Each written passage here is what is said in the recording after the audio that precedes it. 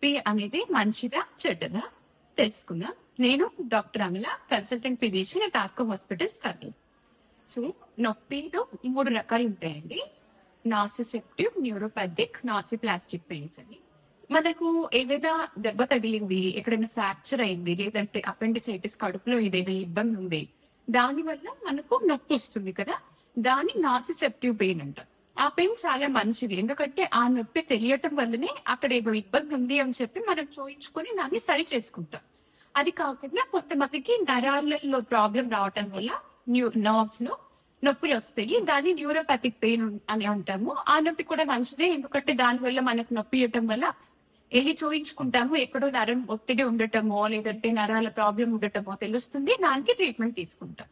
Last వచ్చేసి నాసిప్లాస్టిక్ pain అంటారు.